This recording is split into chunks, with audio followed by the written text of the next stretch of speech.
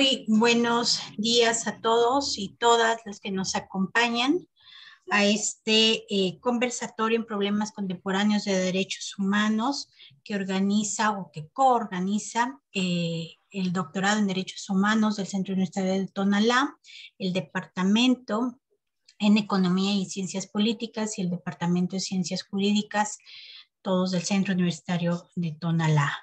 Agradezco a nombre del rector del centro universitario, el maestro José Alfredo Peña Ramos, de la maestra Lourdes Parra Jiménez, la secretaria académica de este centro, así como los jefes de departamento que han hecho posible que este evento sea, la maestra Anis Musalén y al doctor Marco Antonio Núñez, por todo el apoyo que han brindado.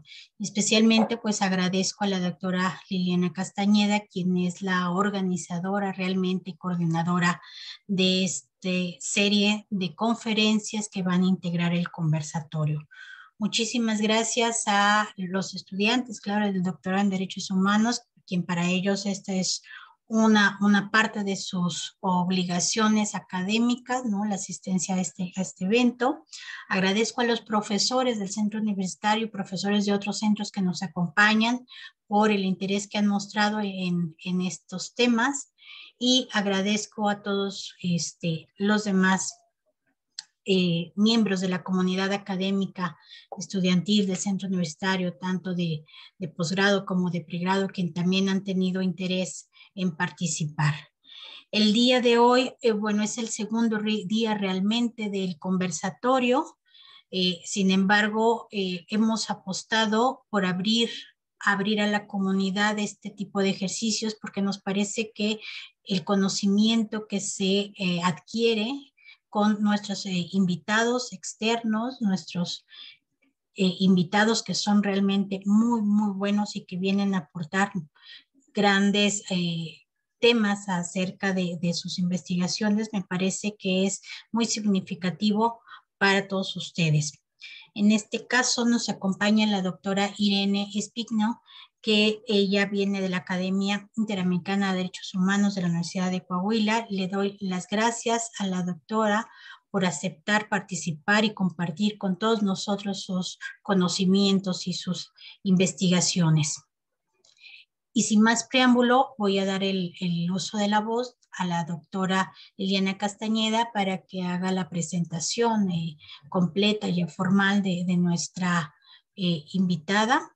No sin antes, por favor, recordarles a todos los que nos acompañan, todos y todas, micrófono apagado. Mientras nuestra ponente esté compartiendo su presentación, les recomiendo la cámara apagada para que sea más eficiente el sistema.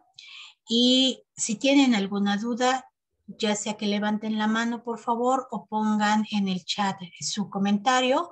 Fernanda nos estará apoyando con todo este tipo de registro de existencias, de los comentarios, para que no se pasen, ¿sí? Y bueno, las próximas sesiones tendremos una tolerancia de 5 minutos para llegar y para dar inicio, ¿sí? Son 8 sesiones que conforman junto con esta ya el próximo conversatorio, el que una vez que concluya, si ustedes acreditaron la asistencia al 80%, pues será tomado en cuenta como un curso disciplinar, ¿sí? Bueno, una vez dicho todas las recomendaciones, le doy el uso de la voz a la doctora Lili. Doctora, el escenario es suyo. Muchísimas gracias y yo me quedo aquí a escuchar. Muchísimas gracias, doctora Magnolia. De nuevo, bueno, agradecer a todos quienes han hecho posible este conversatorio, este ciclo de conferencias, tanto en nuestra universidad como a aquellos invitados que aceptaron formar parte de este programa, ¿no? Ya nos dio las recomendaciones generales la doctora Magnolia. Comentarles que, bueno, el día de hoy estamos de manteles largos, como decimos, ¿no? Por la presencia de la doctora Irene Espigno. Voy a leer una muy, muy breve reseña curricular para que la conozcan un poco más antes de su presentación y antes de darle la palabra. La doctora Irene es directora general de la Academia Interamericana de Derechos Humanos de la Universidad Autónoma de Coahuila. Es directora del Centro de Estudios Constitucionales Comparados de la Academia Interamericana de Derechos Humanos y doctora de investigación en Derecho Constitucional Comparado por la Universidad de Siena en Italia. Es miembro del Sistema Nacional de Investigadores Nivel 1 y entre sus líneas de investigación se encuentra la libertad de expresión y en particular los discursos de odio, las libertades políticas, la justicia constitucional y el multiculturalismo en perspectiva comparada. Ha participado como ponentes en muchos congresos internacionales, tanto en México como en Australia, Brasil, Reino Unido, Canadá, Noruega, España e Italia, y participa en varios proyectos de investigación sobre derechos humanos, participación y democracia y derecho constitucional comparado. Es autora y coautora de múltiples capítulos de libro y libros publicados por editoriales de prestigio y por la academia. Y bueno, hace un par de días universitaria 2020 en la categoría docente e investigadora, que es un reconocimiento que otorga la Universidad Autónoma de Coahuila y el Instituto de Investigación para el Desarrollo Integral de la Mujer Universitaria. Entonces, bueno, el día de hoy nos acompaña con su ponencia titulada Derechos Humanos y Dignidad Humana. Después de la presentación de la doctora, abriremos el espacio para preguntas, para conversar con ella. Y bueno, le doy la palabra a la doctora. Adelante, doctora Irene. Bueno, muchas gracias a la doctora Liliana. Muy buenos días a todas y a todos. Es para mí un gusto poder compartir con todas y todos ustedes este espacio, este conversatorio, un sábado por la mañana. Me hubiera gustado que fuera en presencia, pero bueno, ya nos acostumbramos, ya estamos por cumplir un año realmente de encierro, entonces ya nos acostumbramos a esta modalidad y ya posteriormente habrá ocasiones para vernos de manera presencial.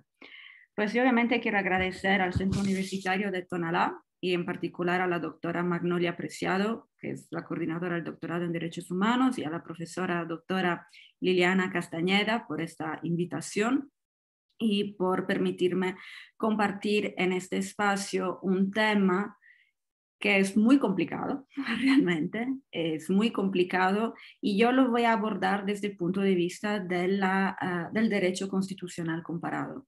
Como comentaba la doctora Liliana en su presentación, yo soy una comparatista, me especialicé en Derecho Constitucional Comparado.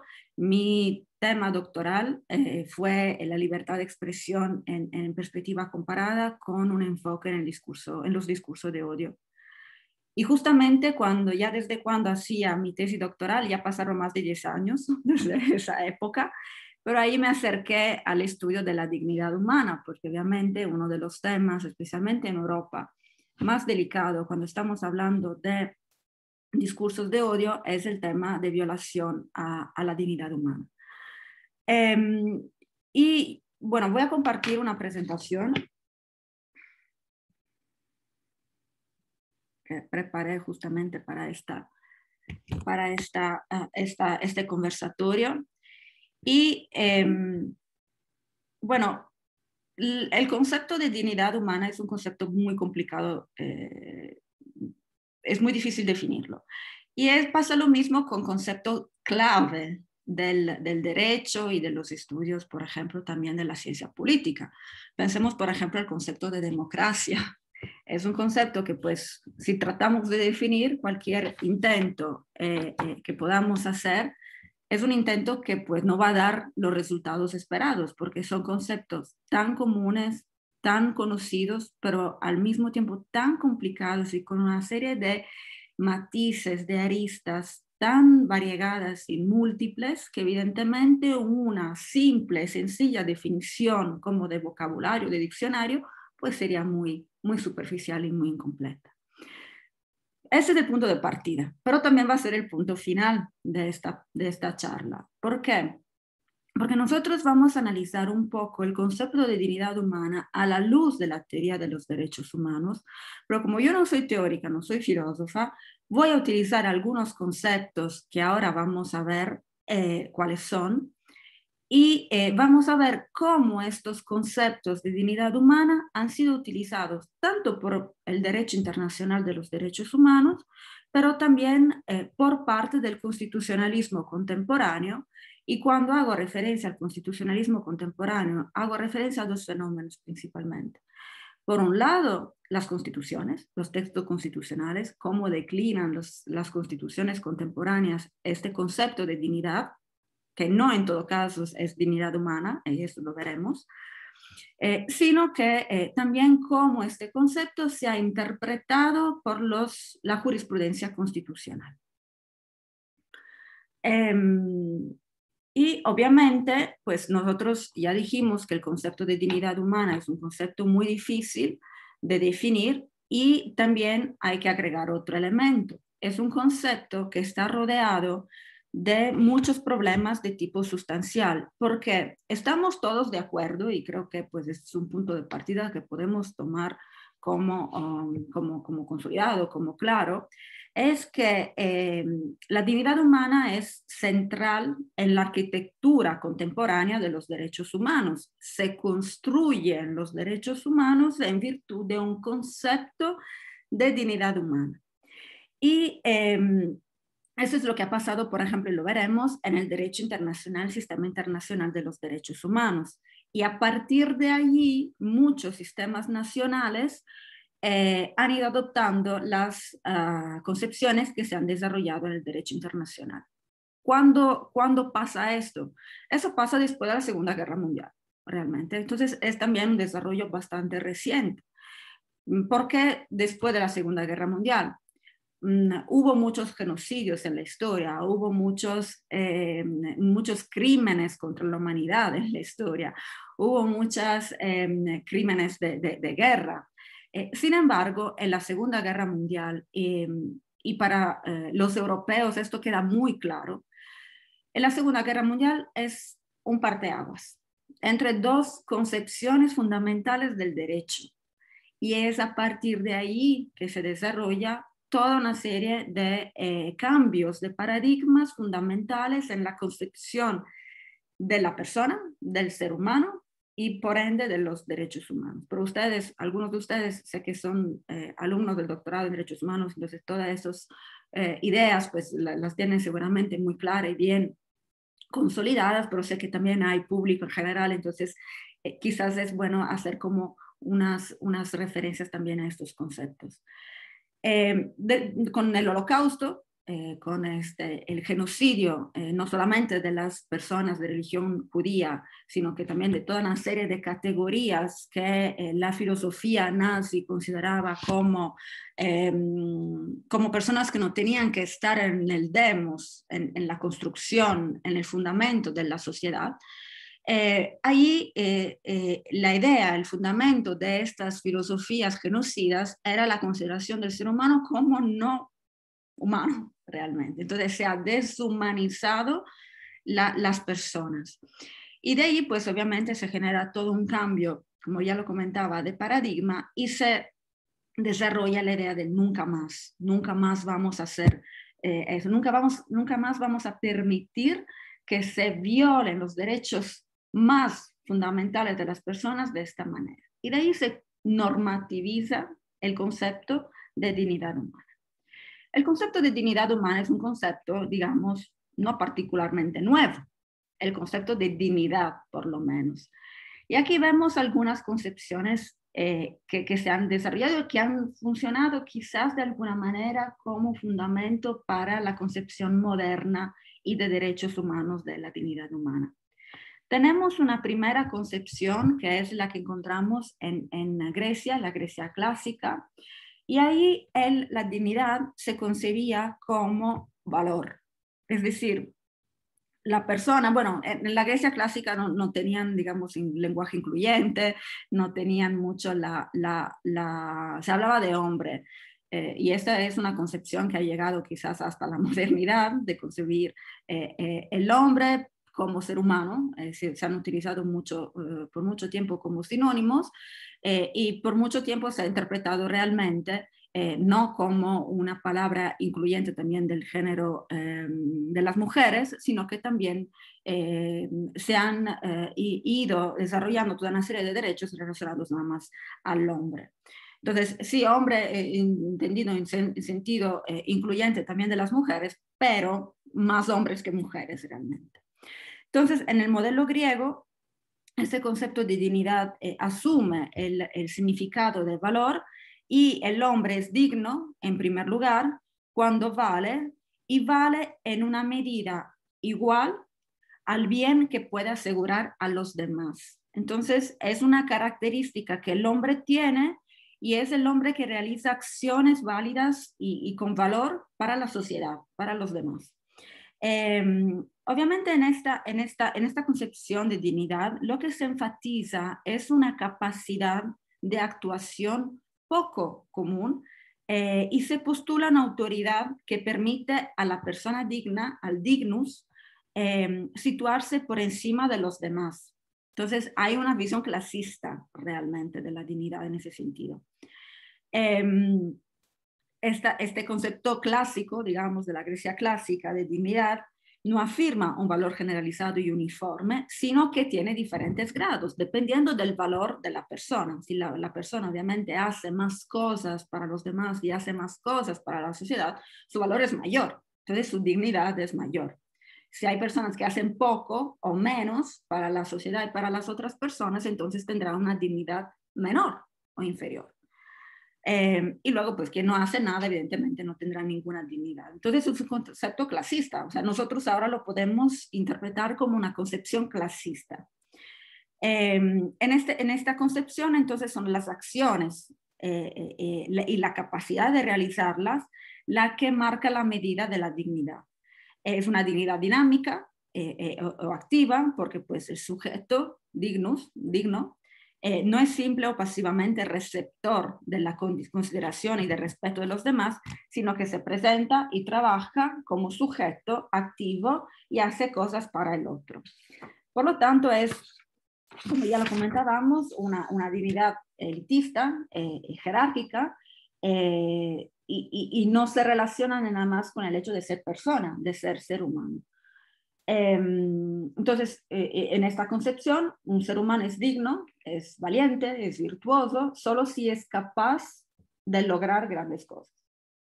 Luego pasamos a la concepción romana. La concepción romana, pues evidentemente, tiene mucha influencia de la concepción griega.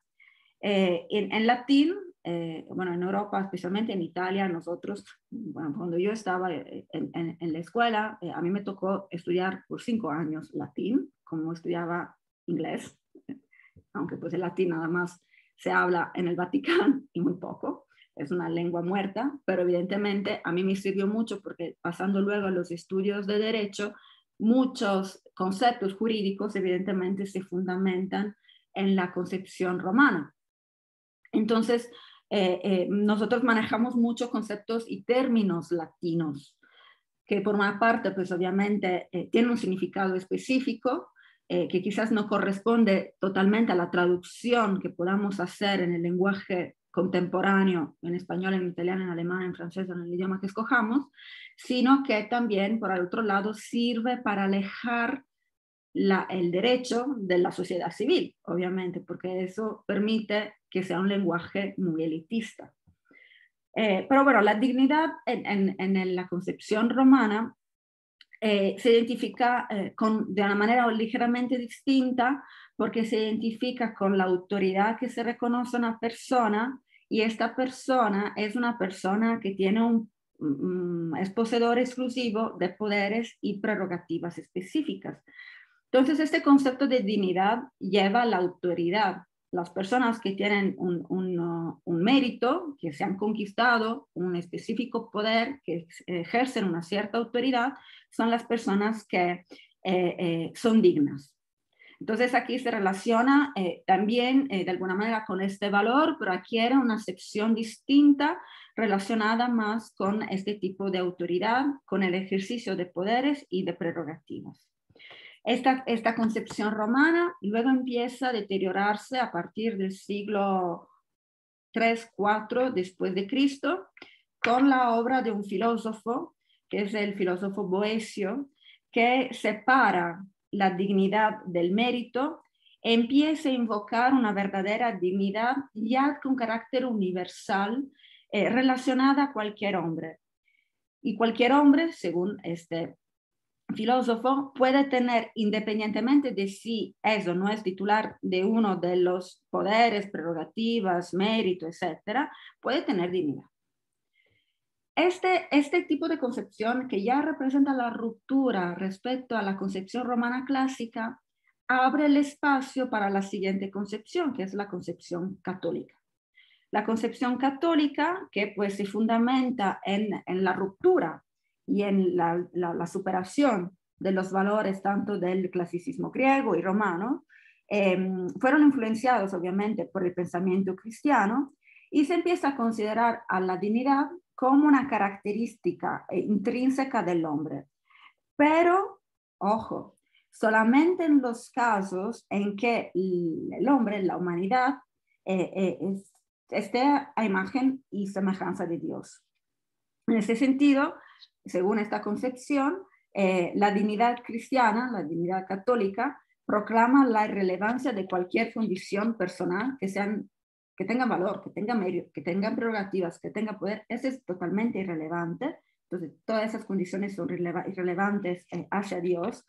Pero pues hay excepciones, obviamente, ¿no? Los maridos, por ejemplo, los padres, amos, magistrados, autoridades públicas, con todas estas personas, todo ese discurso de la necesidad de que sean a imagen y semejanza de Dios cambia un poco, se matiza un poco, porque se supone que estas características ya sean implícitas por ser hombres, por ser autoridades, por ser padres, amos, etcétera, ¿no? Entonces, aquí también hay estos matices podemos encontrar. Y luego de este pensamiento cristiano, pues pasamos a la visión humanista. La visión humanista, pues hay un filósofo muy importante que es Pico della Mirandola, que no sé si lo han escuchado, es un italiano, según el cual la verdadera dignidad consiste en la perfección intelectual y espiritual, indiferente a los aspectos materiales de la vida. Entonces es ya una visión más humanista. De la visión humanista pasamos a la concepción kantiana, que es fundamental y también lo veremos más adelante. Les voy a platicar de 3 experiencias emblemáticas. Una es la alemana, que obviamente cuando hablamos de dignidad humana es el ejemplo que se tiene que traer a colación, y luego veremos por qué. Y la concepción kantiana, aunque sea una concepción teórica y filosófica, ha influenciado de manera muy importante la jurisprudencia constitucional de la Corte Constitucional Alemana. ¿Qué decía Kant? Para Kant, la dignidad, Kant trabaja con un concepto de trascendentalismo en la ética. Y la categoría en este concepto, en esta idea, la categoría de la dignidad humana se convierte en uno de los pilares fundacionales de la modernidad y de la contemporaneidad jurídica. Según Kant, la trascendentalidad funda la humanidad en un sentido neuménico, es decir, para decirlo en palabras claras y fáciles, con la capacidad de actuar según la razón y la libertad. Y estos conceptos, razón y libertad, según Kant, son los conceptos fundamentales en los cuales se fundamenta el valor de la dignidad de la persona. La persona como fin en sí mismo. La definición kantiana de la dignidad humana se refiere al carácter racional del hombre. Es decir, si la fuente de la dignidad deriva de la autonomía racional, se puede inferir que todos los seres humanos, empíricamente, por el hecho de ser seres humanos, son personas íntegramente racionales y autónomas en el sentido moral, es decir, que son personas dignas.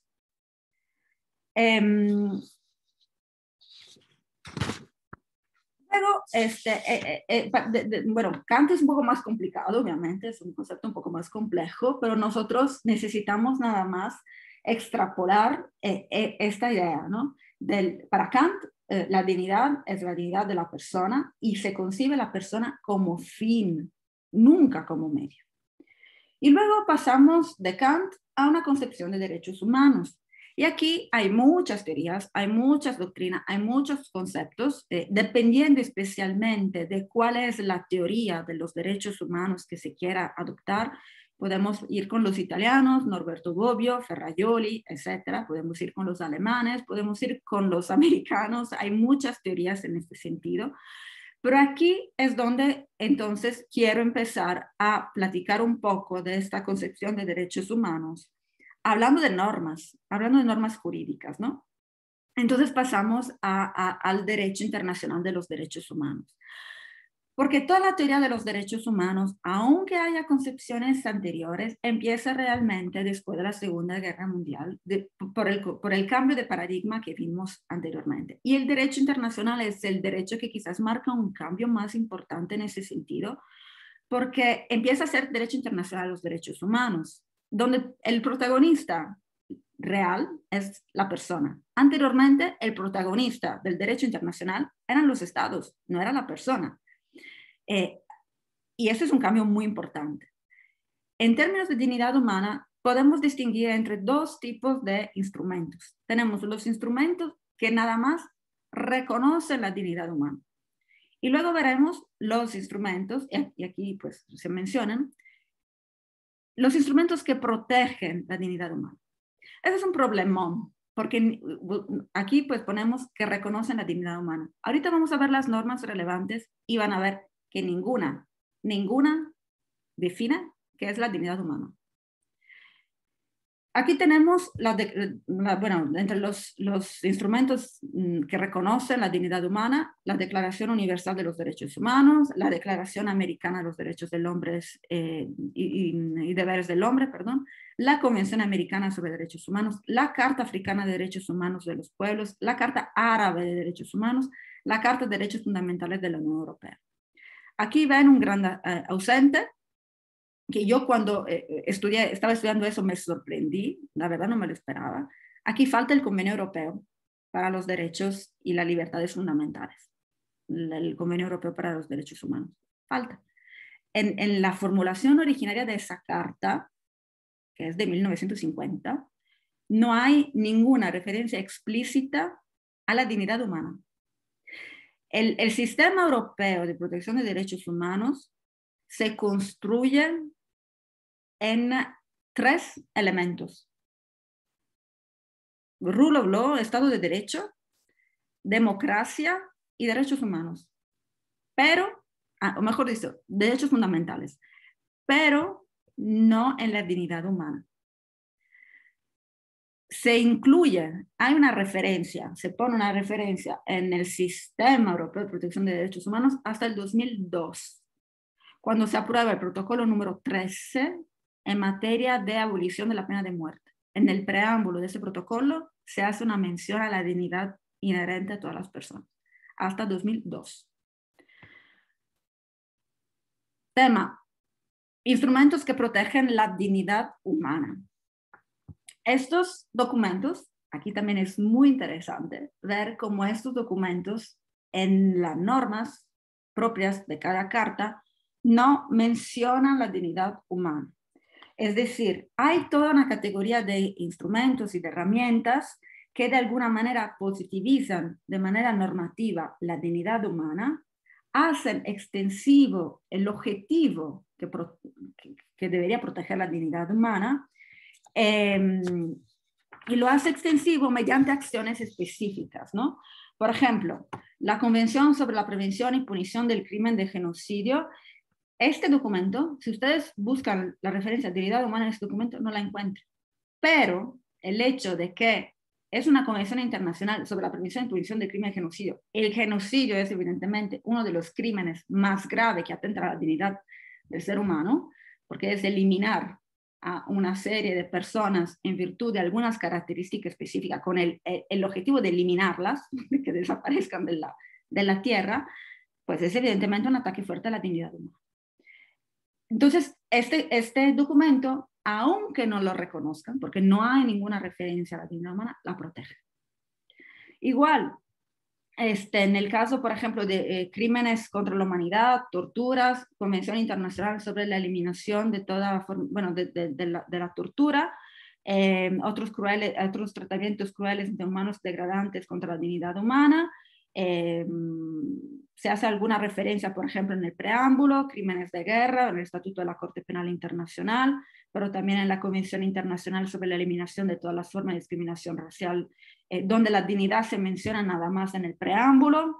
Aquí no quiero entrar, obviamente, en la discusión jurídica y teórica sobre el valor normativo de los preámbulos, porque pues aquí también entraríamos en otro terreno bastante complicados, pero hay una orientación doctrinaria según la cual pues el preámbulo es nada más una declaración de intentos, es tiene un valor programático, no es una norma jurídica propiamente dicha, ¿no?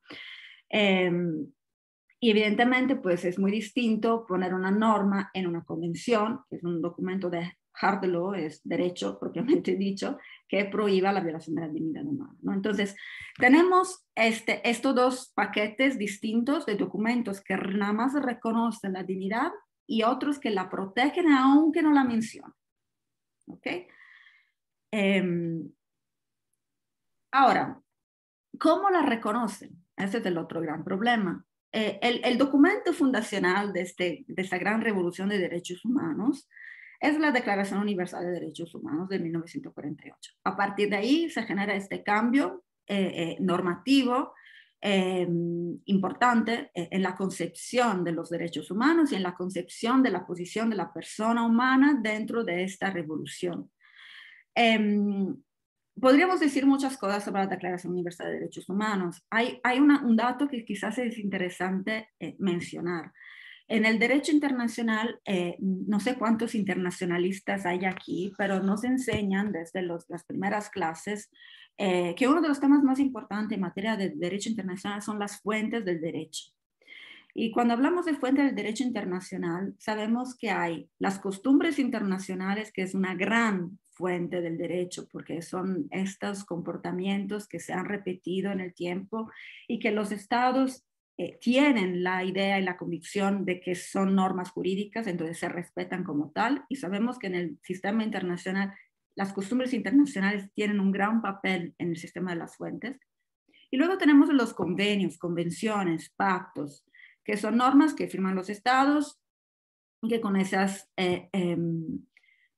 firmas pues se comprometen a respetarlas. Entonces sí generan obligaciones jurídicas. Luego hay toda una serie de documentos, como por ejemplo, desde el punto de vista formal, y esto lo quiero subrayar, desde el punto de vista formal, no producen estas obligaciones jurídicas, que son por ejemplo las declaraciones. Esta era una de las críticas que se hizo en su momento a la Declaración Universal de Derechos Humanos, el hecho de ser una declaración, de no ser una convención. Ojo, he destacado desde el punto de vista formal, porque realmente desde el punto de vista sustancial, justamente por reconocer toda una serie de situaciones de derechos, de libertades, que se consideran parte de la costumbre internacional, el contenido de la declaración se considera como vinculante. Y pues claro, en el 1948 era obvio que no se podía aprobar una convención propiamente dicha, que se podía nada más ver y adoptar una declaración, porque todavía en ese momento no había un acuerdo entre los estados sobre cuáles eran los derechos, sobre cuáles eran las libertades. Entonces se optó por esta fórmula un poco más soft, que realmente luego se convirtió en derecho vinculante por otra vía, más que en aprobar una convención propiamente dicha. Esto lo demuestra el hecho de que 20 años después, en los años 60, en el 1966, se aprobaron otros dos pactos, el Pacto Internacional de Derechos Civiles y Políticos y el Pacto Internacional de Derechos Económicos, Sociales y Culturales, que sí son convenciones internacionales propiamente dichas, sí son derecho vinculante. Y esto que le estoy diciendo que pues, los estados en el 1948 no estaban listos para comprometerse jurídicamente, lo demuestra el hecho de que haya sido necesario aprobar dos pactos distintos. El problema era el conflicto, la Guerra Fría entre Estados Unidos y Rusia y la falta de acuerdo entre cuáles eran los derechos humanos. Es decir, para el mundo occidental, liderado por Estados Unidos, no se podían poner los derechos económicos, sociales y culturales como fundamentales. No eran derechos humanos. Siempre se han concebido en la doctrina clásica como derechos de segunda generación, porque se concebían como derechos humanos nada más las libertades que implicaban una actitud negativa del Estado. Es decir, el Estado tiene que respetar este espacio sin meterse. Y en los derechos económicos, sociales y culturales, evidentemente se le exige al Estado una prestación. Entonces, esto significa que no pueden ser, según esta teoría ya conservadora, ya superada, obviamente, no se podían concebir como derechos humanos.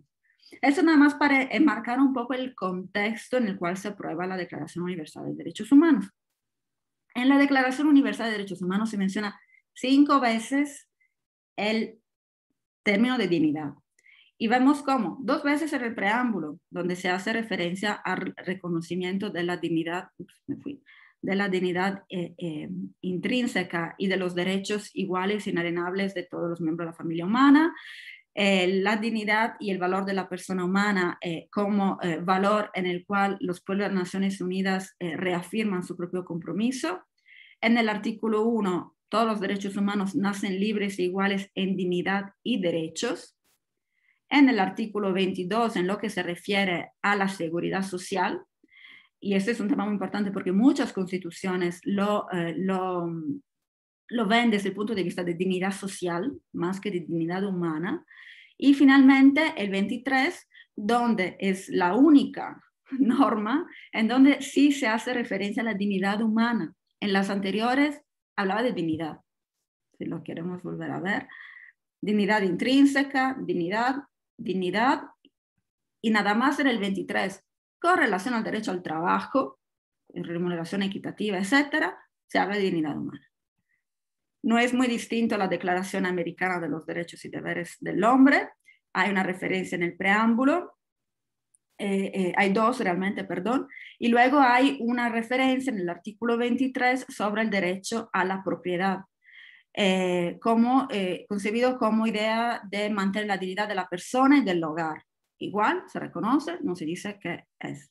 Entonces, pues aquí también es un problema, obviamente, de interpretación.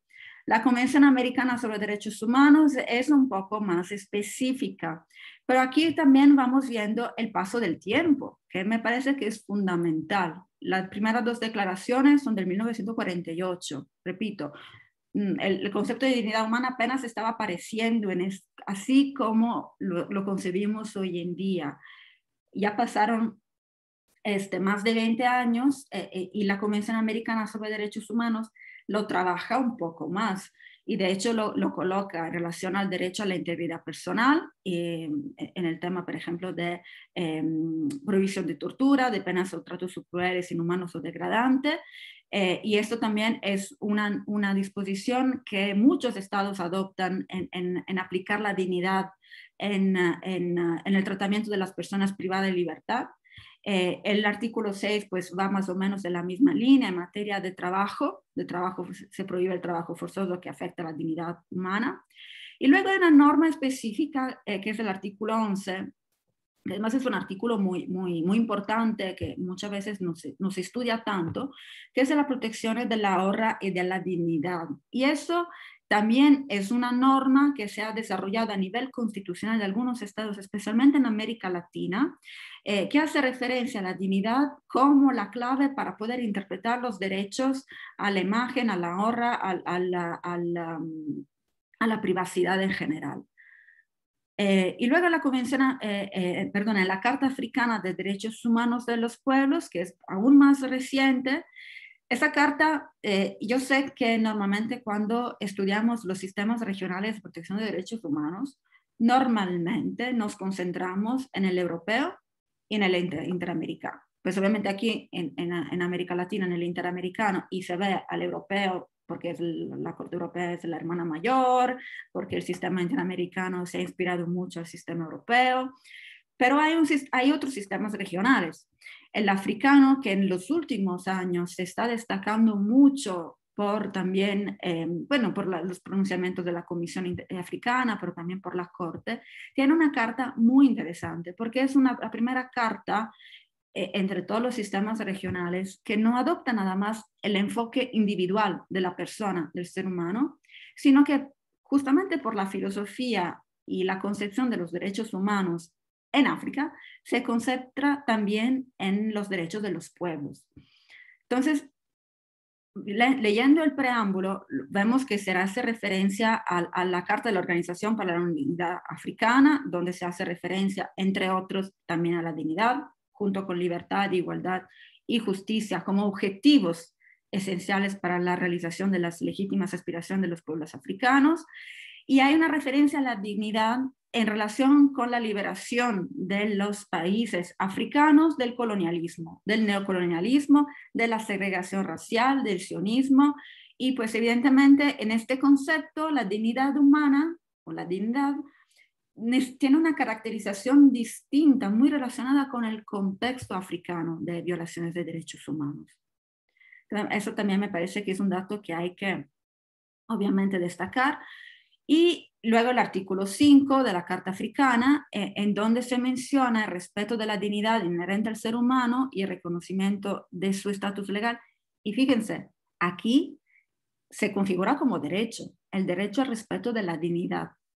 Y luego, pues, hay una explicación que podemos encontrar en el segundo apartado de esta norma, relacionada probablemente con las formas de explotación y degradación del hombre, esclavitud, comercio de esclavos, tortura, castigo, trato cruel, inhumano, degradante, que evidentemente son formas de afectación de la dignidad de la persona. Y esto también se relaciona con lo que pasó en el sistema africano. Carta árabe. También en el sistema árabe hay un sistema regional de protección de derechos humanos muy débil quizás, especialmente si lo vemos con los ojos occidentales, pero se hizo un esfuerzo en este sentido. También en la Carta árabe encontramos varias menciones a la dignidad humana y hay algunas normas aquí que un poco preocupan y ahorita les digo por qué. Bueno, en la Carta árabe se hace referencia a la dignidad humana con relación, pues obviamente, a la cuestión de la religión, que en sí no tendría por qué plantear un problema, pero luego evidentemente con la religión islámica hay muchos problemas en lo que se refiere a la interpretación y la aplicación de las normas relacionadas con la religión. La primera norma que nos genera preocupación es el artículo 2.3, en donde dice, todas las formas de racismo, sionismo, ocupación y dominación extranjera desafían la dignidad humana y constituyen un obstáculo fundamental a la realización de los derechos básicos de los pueblos. Existe una necesidad de condenar y esforzarse por eliminar todas esas prácticas. Genera preocupación, ¿por qué? Sionismo, Israel, relaciones obviamente entre el mundo árabe e Israel. Y eso obviamente es una relación complicada que pues obviamente tiene décadas, que ha generado muchos conflictos, que todavía genera muchos conflictos y que obviamente eso puede generar una preocupación en atacar Israel y lo que representa Israel justamente utilizando la bandera de la dignidad humana. Y obviamente pues la idea es que no se use la dignidad humana para generar más conflictos, ¿no? Y luego la otra norma que un poco preocupa, en donde sí se menciona igual la dignidad humana, es la norma en materia de igualdad entre hombres y mujeres. Además sabemos que justamente el trato hacia las mujeres en el mundo árabe es un trato que genera mucha preocupación para las personas que estudian obviamente derechos humanos. Y como se configura en esta norma, especialmente las referencias que se hace a la Sharia y a otras leyes divinas, donde evidentemente la mujer está en una posición secundaria, o la interpretación que se ha dado de estas normas, pues evidentemente representa como una manipulación de la dignidad humana en ese sentido. Y luego, bueno, hay una norma que es así, pues me parece que está muy bien, que es la referencia de la dignidad humana con los jóvenes, los niños, niñas en riesgo para que pues se puedan prever políticas y para que el Estado pueda adoptar cualquier tipo de medida que proteja la dignidad humana de esas categorías. Luego hay otras normas, siempre la Carta Árabe, relacionada con las personas privadas de libertad personal, y otra norma relacionada con la protección, supervivencia y bienestar de los niños. Como vemos, esta es una carta más reciente, incluso respecto a la africana o a la americana, y evidentemente hay más, vemos que hay una especificación más profunda de la dignidad y dónde la podemos encontrar. Entonces vimos en estas, ¿por qué estamos viendo estas normas? Para ver un poco la evolución que se ha obtenido en el concepto de dignidad. Y finalmente en el artículo 40, con referencia a la dignidad con las personas con algún tipo de discapacidad mental o física. Si se acuerdan también cuando estábamos viendo las normas que protegen la dignidad, en esa lámina venía entre las otras la Convención sobre los Derechos de las Personas con Disabilidad, que de alguna manera en las normas sí tiene artículos y disposiciones que protegen de hecho la dignidad, y hay una referencia específica a la dignidad en el preámbulo. Y luego pues en la Carta de Derechos Humanos de la Unión Europea, el artículo 1, que es la dignidad humana. La dignidad humana es inviolable, será respetada y protegida. Nada más para ser un poco más claros, en Europa existen dos sistemas. Uno es el sistema de la Unión Europea y otro es el sistema del Consejo de Europa. Nace más o menos en el mismo periodo histórico, después de la Segunda Guerra Mundial. La Unión Europea, lo específico porque sí sé que pues, se sabe, pero muchas veces se crea confusión. La Unión Europea nace como un sistema de integración económica para pues, reducir las fronteras y facilitar la circulación de bienes, de productos, de servicios, de trabajadores dentro de los países de la Unión Europea. Esta es la razón por la que los europeos con un pasaporte europeo podemos movernos dentro de la Unión sin necesidad de tener pasaporte europeo, nada más con un DNI, que es el correspondiente del IFE fundamentalmente. Y luego el Sistema Europeo de Derechos Humanos, que se crea justamente para proteger los derechos humanos. Los dos sistemas se van como acercando mucho a lo largo de estos 70 años prácticamente, y también la Unión Europea, que nace con un objetivo económico, empieza a proteger derechos humanos, empieza a proteger esos derechos humanos relacionados con las actividades económicas, pero luego realmente empieza a proteger cualquier derechos humanos, y se aprueba una Carta de Derechos Humanos de la Unión Europea. En el 2007 hubo algunos intentos anteriores que pues, por la dinámica propia de la Unión Europea pues, fueron intentos fallidos, y en el 2007 se aprueba esta carta, y el artículo 1 es justamente sobre dignidad humana. Dignidad humana es inviolable, será respetada y protegida. No nos dice qué es, otra vez, o sea, no sabemos qué es, sabemos que se tiene que proteger, que se tiene que considerar, pero no sabemos qué es exactamente. Y aquí pues el tema del convenio europeo, que ya les comenté que pues falta una referencia específica, y se introduce nada más en el 2002 con el protocolo número 13 relativo a la abolición de la pena de muerte. Ahora, constitucionalismo contemporáneo.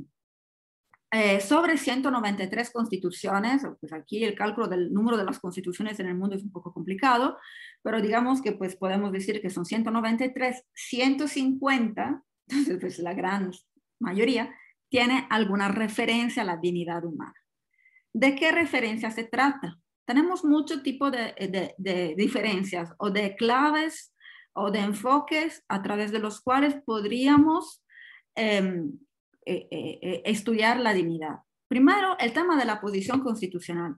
¿En qué parte de su texto las constituciones ponen una referencia a la dignidad humana? Algunos la mencionan en el preámbulo, y aquí regresamos al discurso del valor jurídico de los preámbulos. Si es nada más una declaración de valores, no todas las constituciones tienen preámbulo, eso también hay que decirlo. Hay algunas, especialmente las más recientes, y en algunos contextos constitucionales, como por ejemplo América Latina, sí se tiende a poner los preámbulos. En algunos sí hay valor, tienen valor normativo, son parte del bloque de constitucionalidad, en otros pues no queda claro esto. Y algunos pues lo ponen en la Constitución. Repito, Alemania, que es el caso más importante que hay que estudiar cuando se estudia el tema de la dignidad humana, lo pone en su artículo 1. Poner algo en el artículo 1 significa que se está dando una importancia fundamental a esa norma. Yo siempre hago la comparación en estos términos entre Alemania y, por ejemplo, Estados Unidos de América. En la primera enmienda del Bill of Rights de la Constitución de Estados Unidos es la libertad de expresión, no lo sabemos. ¿Y eso por qué? Porque la libertad de expresión es fundamental ha sido fundamental para la construcción del constitucionalismo americano. Para el constitucionalismo americano, la libertad de expresión es lo más importante. En la Constitución de Estados Unidos, en ningún lado encontramos alguna referencia a la dignidad humana, incluso porque es un documento del siglo XVIII, donde pues no se había normativizado todavía el concepto de dignidad. Claro, luego hubo desarrollos jurisprudenciales importantes en materia de dignidad, eso sí, lo sabemos, pero no lo encontramos en el texto de la Constitución. En Alemania, la Constitución alemana, ahora lo vamos a ver, es una constitución del segundo posguerra, y es una constitución que se ha construido probablemente inspirada también en las concepciones kantianas que vimos al principio de dignidad humana y constitucionaliza en su artículo primero la dignidad humana. Y es lo mismo que hace la Carta de Derechos Fundamentales de la Unión Europea. Lo vimos en las láminas anteriores. Algunas constituciones califican a la dignidad humana como intangible o inviolable, como en Alemania, Bolivia, Honduras, Irán, República Dominicana. Si se fijan, incluso constituciones de países donde pues, hay problemas serios de protección de derechos humanos, aquí hay Egipto, aquí hay Irán, la reconocen. Entonces aquí también tenemos que tener mucha claridad en entender que obviamente la presencia del concepto de dignidad en un texto constitucional no es suficiente para que se garantice la dignidad humana en sus más altos estándares. Y al mismo tiempo, que es una de las conclusiones que podríamos traer de este conversatorio, es que aunque no haya referencias explícitas de la dignidad humana en un texto, la dignidad humana sí se protege. El ejemplo es el Sistema Europeo de Protección de Derechos Humanos. En el convenio no viene la dignidad humana, pero dudo que haya alguien que pueda sostener que en el Sistema Europeo de Protección de Derechos Humanos o en el Tribunal Europeo de Derechos Humanos no se protege la dignidad humana. Entonces ese es el primer punto que quizás también podría ser un punto que veríamos en la parte de preguntas y respuestas. Hay algunas constituciones que la configuran como una obligación del Estado, como una obligación de todo poder público, como fundamento de los derechos y deberes de la Constitución, por ejemplo en la de Cuba, en la de Ecuador, como fundamento de una sociedad civil libre de opresión, discriminación y violencia en Bután o del mismo Estado, en Bolivia, Brasil, Colombia, Cuba, como fin y función esencial del Estado, relacionada con la privacidad, intimidad, honra, honor y propia imagen en Bolivia y Colombia, y esto es clarísima inspiración del artículo 11 de la Convención Americana. La dignidad relacionada con la privación de la libertad del proceso penal, eso también pues, es muy clásico. En el caso de Brasil, por ejemplo, hay la referencia a la dignidad humana en materia de planificación familiar. Ese es un caso bastante peculiar. En Chile, en la Constitución de 1980, como característica propia de las personas que nacen libres, iguales en dignidad, en derechos. En China, es muy interesante también, se concibe la dignidad como límite a la posibilidad de insultar, denigrar o lanzar acusaciones infundadas e imputaciones insidiosas por cualquier medio. Pues sabemos que pues en China hay un problema serio en temas de limitaciones a la libertad de expresión. Probablemente se usa también a la dignidad para limitar la libertad de expresión, quizás no siempre cuando debería hacerse, sino que pues, en muchos casos también en casos en que debería ser legítimo el ejercicio de la libertad de expresión. En Colombia hay referencia a la vivienda digna, al derecho al trabajo, también en Costa Rica.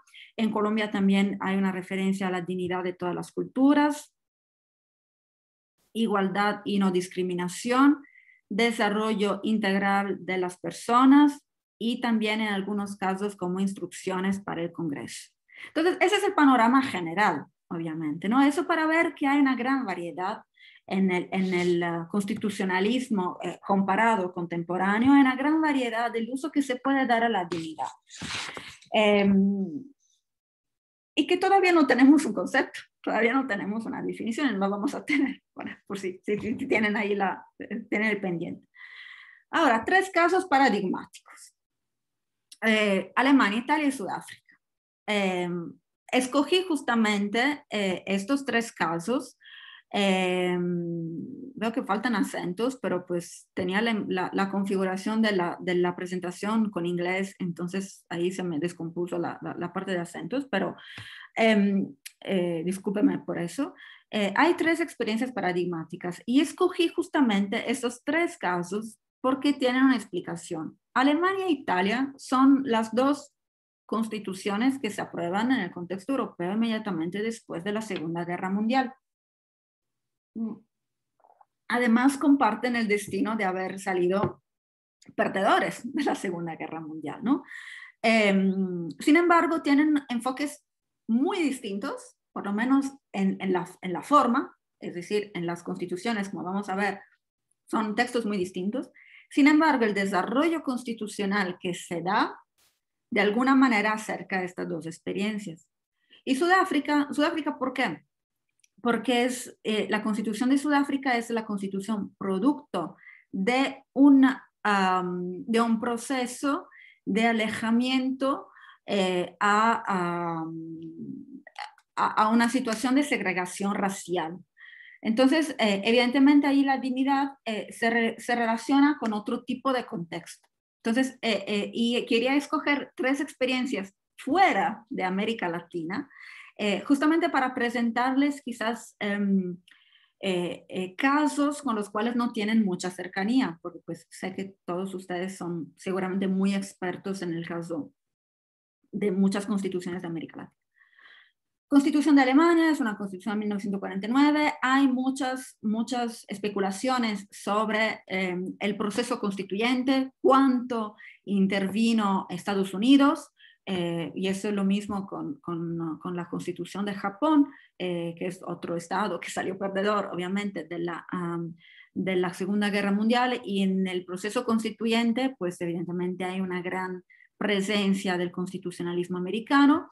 En Alemania se dice que, pues obviamente, por el gran respeto que se tenía al constitucionalismo alemán, esta presencia fue menor. Y como les comentaba, probablemente hubo una gran influencia filosófica de la concepción kantiana, tanto de la dignidad cuanto de los derechos humanos. Alemania decide poner la referencia a la dignidad humana en el artículo 1 porque es lo más importante para el constitucionalismo alemán del posguerra. Entonces, dignidad humana es intangible, respetable, protegerla es obligación de todo poder público. El pueblo alemán, por ello, reconoce los derechos humanos inviolables, inalienables, como fundamento de toda comunidad humana, de la paz y de la justicia en el mundo. Entonces vemos cómo hay una referencia prácticamente inmediata entre dignidad humana y derechos humanos.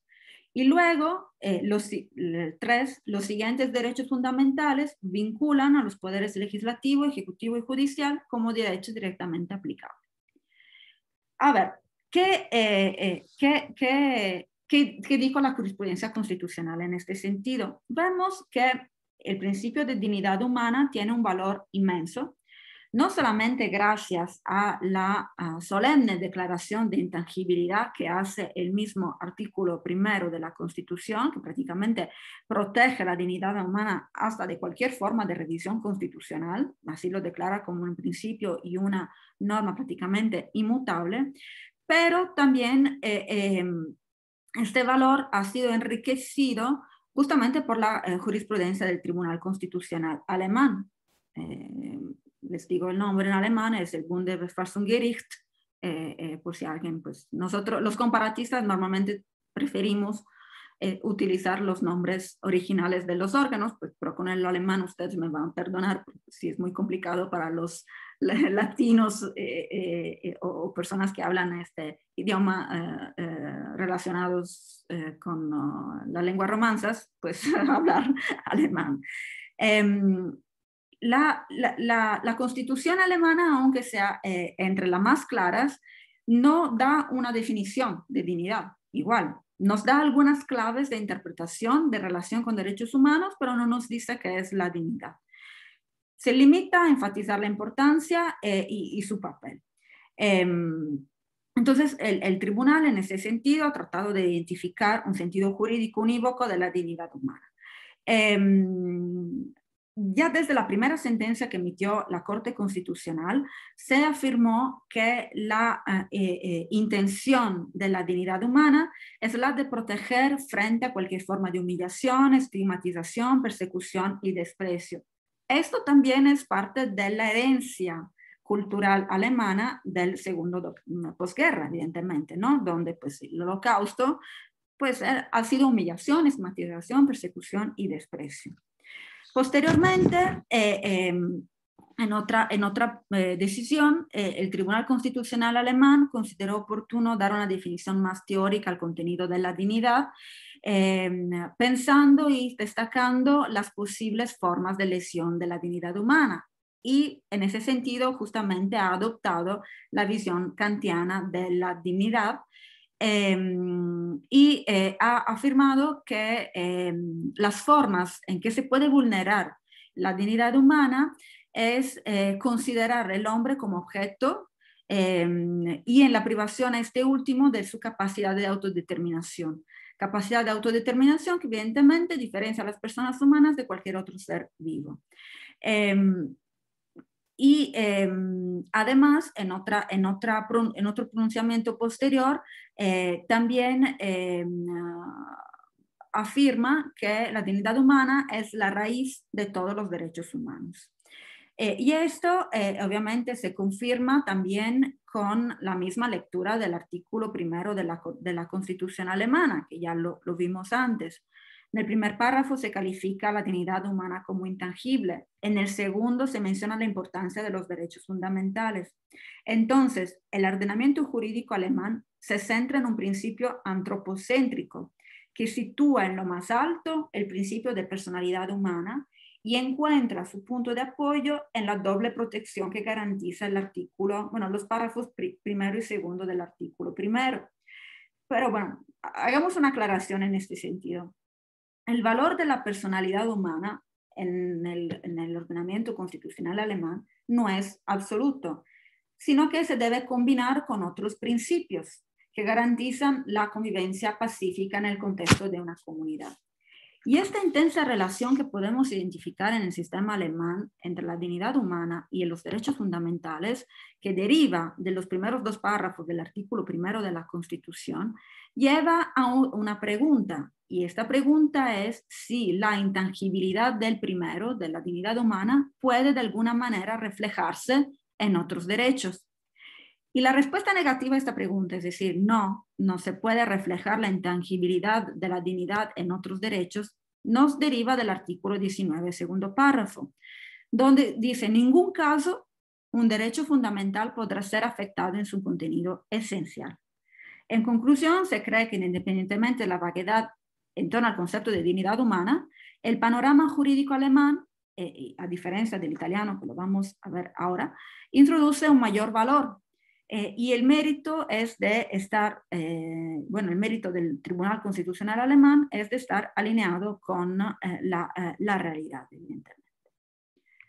Luego, Italia pues también es una constitución hija de la Segunda Guerra Mundial, es una constitución que pero no, en su proceso constituyente no fue controlado por los ganadores, fue un procedimiento, un proceso constituyente autónomo, y nosotros podemos encontrar tres referencias prevalentemente a la dignidad. Una es en el artículo 3. El artículo 3 es uno de los principios fundamentales, es el principio de igualdad, reconoce el principio de igualdad tanto en sentido formal como igualdad frente a la ley, pero también como igualdad sustancial, es decir, obligación del Estado de remover todos los obstáculos que permiten una igualdad real.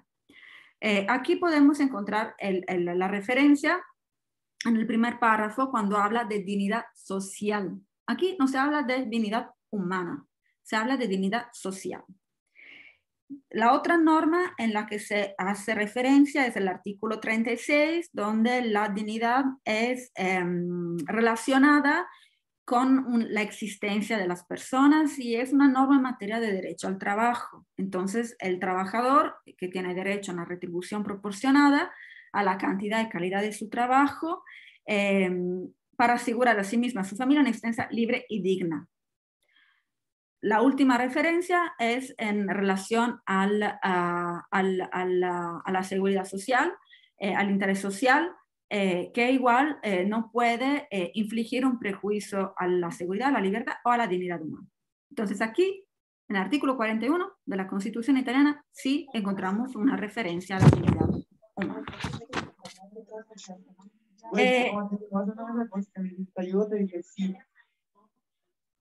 Okay. Perdón, les solicitamos el micrófono apagado, por favor. Disculpa, Irene. No, no hay problema.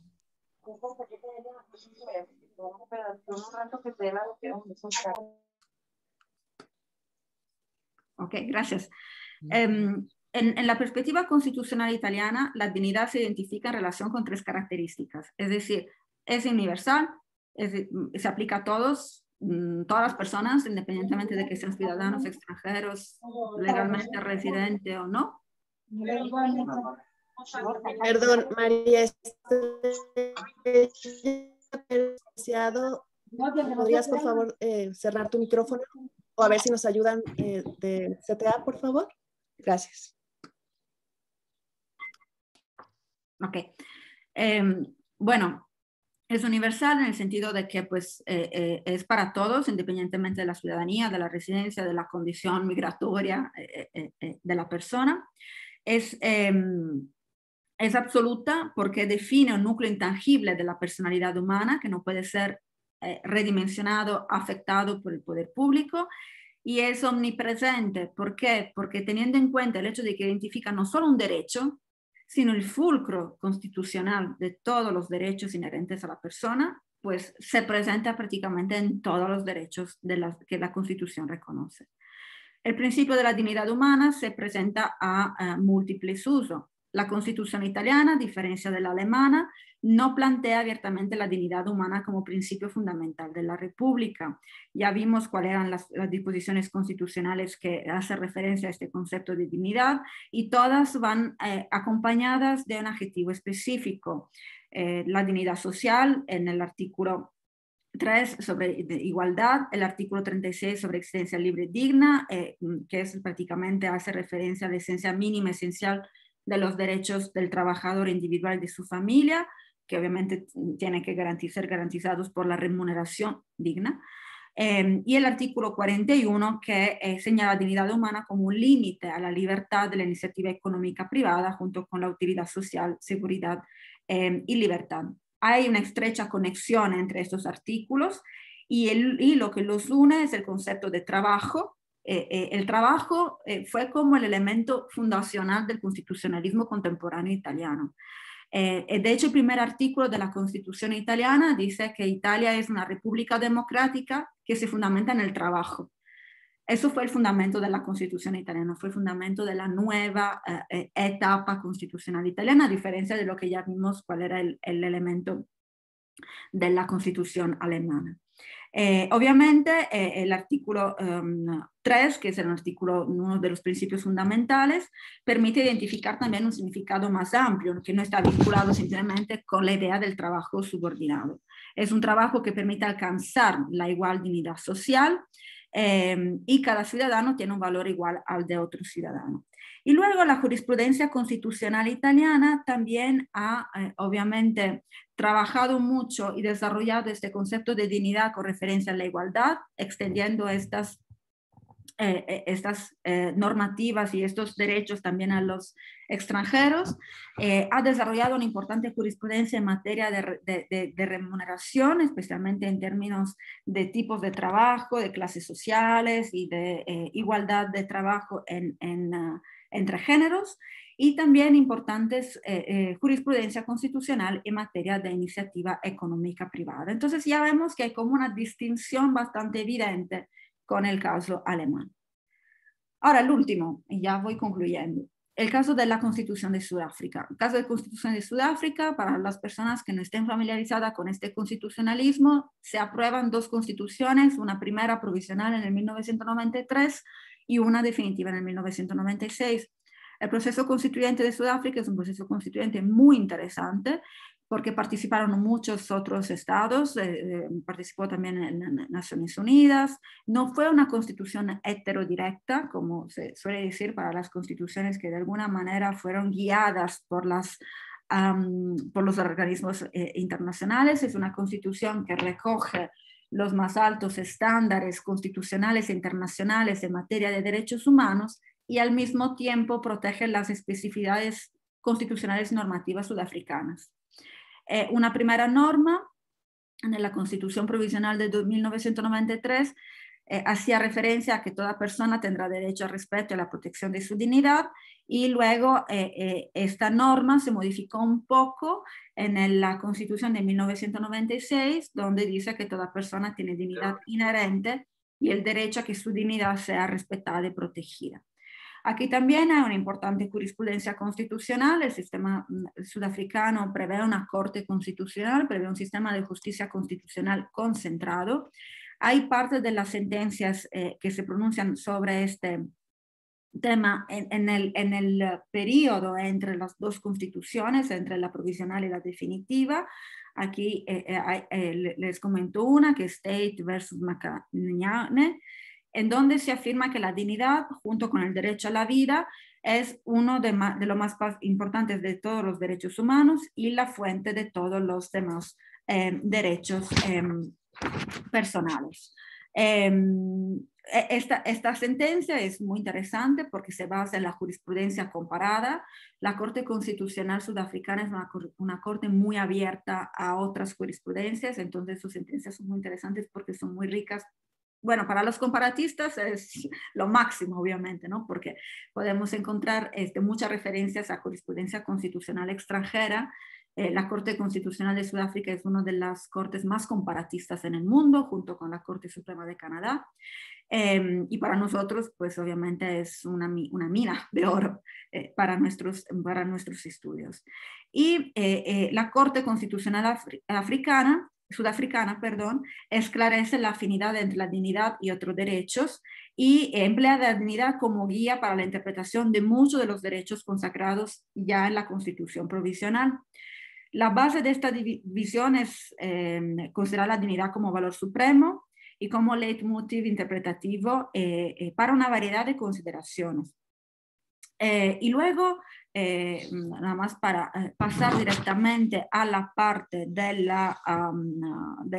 la Constitución definitiva, la Constitución final, la de 1996, realmente abraza esta visión y da más apoyo textual a la idea de que la dignidad realmente ocupa un lugar muy especial en el nuevo orden constitucional.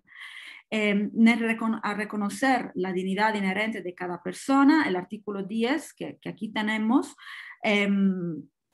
deja más allá de toda duda que la dignidad se acumula para todas las personas, que no depende de características particulares, que no se puede renunciar, que no se puede perder, ni siquiera en el caso de una persona que cometa algo indigno. Pensemos, por ejemplo, a las personas que cometen algún tipo de delito, ¿no?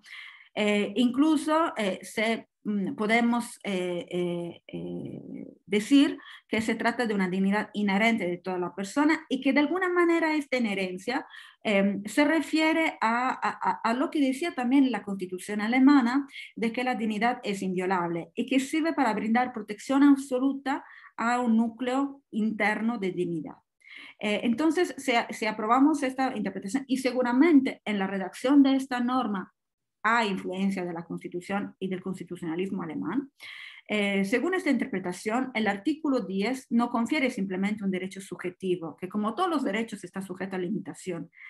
Además de conferir un derecho, también declara la creencia de los fundadores, de los padres fundadores de la Constitución, de que la dignidad de la persona existe antes de su reconocimiento en una Constitución y que, en consecuencia, la negación de la dignidad inherente a la persona, a diferencia de limitaciones del derecho a que se respete y proteja la propia dignidad, no se puede justificar en nombre de otros intereses. Entonces, el artículo 10 en la Constitución sudafricana confiere expresamente un derecho justiciable y exigible. Existe un derecho a la dignidad humana. Vimos que también anteriormente había algunas otras cartas que lo configuraban como un derecho. El tribunal, la Corte Constitucional, ha dejado claro que no se considera una violación del derecho a la dignidad en todos los casos en los que se ofende el valor de la dignidad, porque la violación constitucional primaria es de un derecho más específico y normalmente la Corte se concentra en la violación del derecho principal, digamos, y consigue la violación del derecho a la dignidad humana, y en este sentido entonces la dignidad humana asumiría el papel de un derecho residual que se utiliza para interpretar y dar forma a derechos más específicos. Y luego, entre las otras contribuciones que hace la Corte Constitucional Sudafricana, es la idea de la dignidad como piedra angular de los derechos humanos y como un valor que informa la interpretación de muchos y posiblemente todos otros derechos humanos. Y entre los derechos que se han interpretado en vista del valor de la dignidad, pues está la igualdad, la garantía contra los tratos crueles, inhumanos o degradantes, libertad personal, intimidad, libertad de religión, de expresión, derecho al voto, libertad de ocupación, propiedad, derechos sociales, económicos y culturales, como por ejemplo el acceso a la vivienda adecuada, seguridad social, vida cultural, etc. Entonces es un abanico muy amplio realmente. Y también se ha invocado la dignidad como guía para la interpretación de la legislación y del desarrollo del common law. Y finalmente la Corte Constitucional ha sostenido, en un caso más reciente, que la Constitución, al igual que la concepción alemana, encarna un sistema de valores normativos objetivos que debe guiar el desarrollo de todas las áreas del derecho. Entonces vemos que esta complejidad de la concepción de la dignidad humana, pues la han encontrado también obviamente los tribunales constitucionales, inclusive los que tienen un desarrollo más amplio del concepto. Entonces aquí le dan las conclusiones que pues quizás pueden servir un poco para también la parte de preguntas o del debate. Tenemos un problema definitorio no resuelto. Todavía estamos trabajando con un concepto de dignidad humana que puede significar muchas cosas, que es guía interpretativa, que es derecho humano, y pues realmente yo creo que es un instrumento que tiene que servir para garantizar una más amplia protección de las personas realmente, ¿no? Si utilizamos esta concepción kantiana de que la persona ya es un fin, no es un medio, pues evidentemente cambia un poco la perspectiva. Segundo, la importancia del contexto. Obviamente, pues la dignidad no es lo mismo en todas las situaciones, ¿no? Y lo vimos, por ejemplo, con los distintos documentos internacionales, en donde pues en África, obviamente en el contexto africano, la dignidad pues tiene un valor, en el mundo árabe tiene otro, pues en América Latina evidentemente tendrá otro, en Europa todavía, aunque hayan pasado 70 años con el tema del Holocausto, de la Segunda Guerra Mundial, pues evidentemente estamos todavía resolviendo problemas relacionados con ese contexto. Y finalmente, pues la necesidad de un mayor desarrollo para la inclusión de más derechos humanos. Es cierto que tenemos un problema definitorio relacionado con el concepto, pero esto no significa o no quita la responsabilidad a los órganos de justicia constitucional de desarrollar más este concepto para poder incluir más derechos humanos y garantizar una protección más amplia de las personas.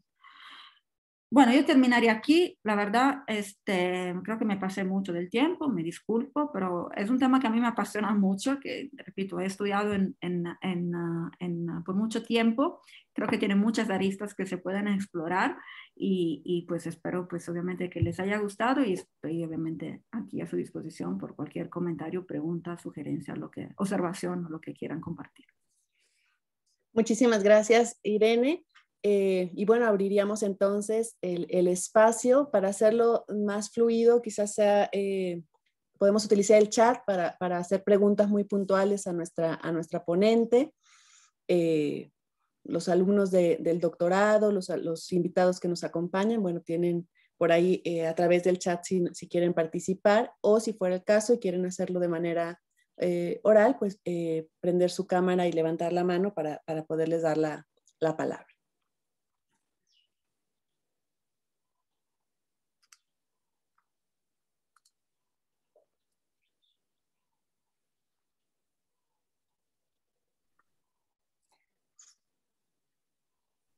No sean tímidos.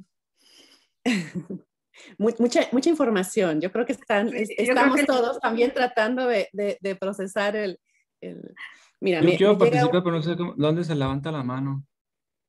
A ver, adelante, Edgar.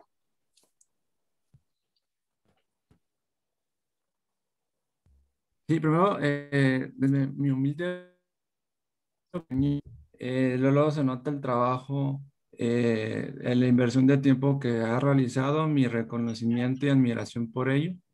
En segundo momento, entre otras cosas que menciona, me llama la atención en relación a que los instrumentos que protegen la dignidad humana no mencionan explícitamente este concepto, no la definen, pero la protegen, es lo que mencionó. Sin embargo, ante esta ambigüedad o falta de definición, ¿cómo medir si estos instrumentos son efectivos para salvaguardar o, según sea el objetivo, de proteger, mejorar la dignidad humana?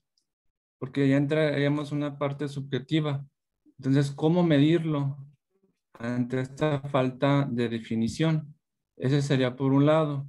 En este sentido, considero que es un aspecto multidimensional.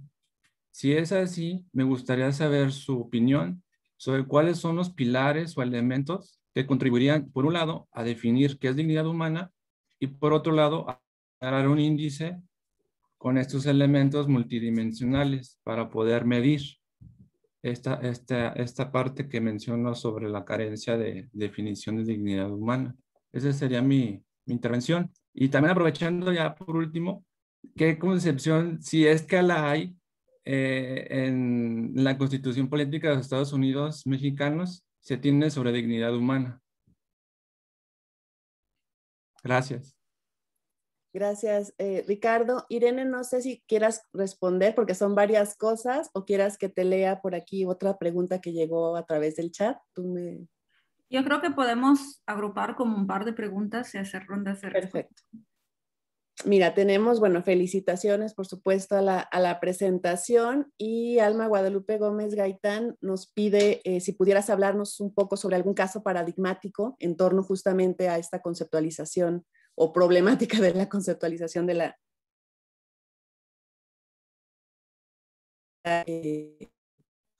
humana. Y me había llegado un comentario también mediante, nada más no ubico, no tiene nombre, digamos, para poder decir de quién viene, pero me preguntan sobre la relación, cuál es el vínculo entre la dignidad humana y los casos, por ejemplo, de los cuerpos, las muertes, es decir, si hay ¿cómo podemos entender la dignidad humana cuando no hay vida? Bueno, me parece que va por ahí, no me queda muy claro.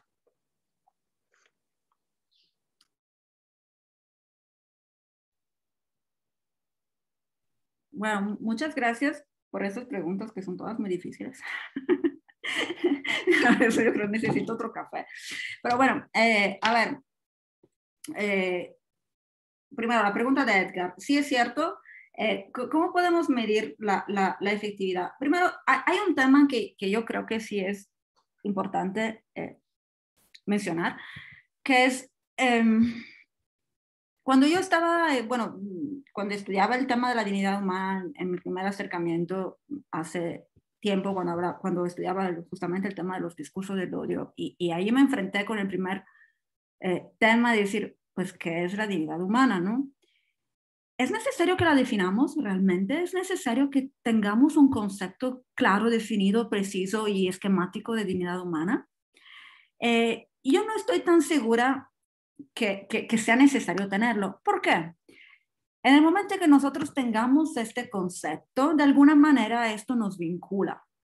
Mire, ese es un concepto que pues dejó muy claro la Corte Europea de Derechos Humanos.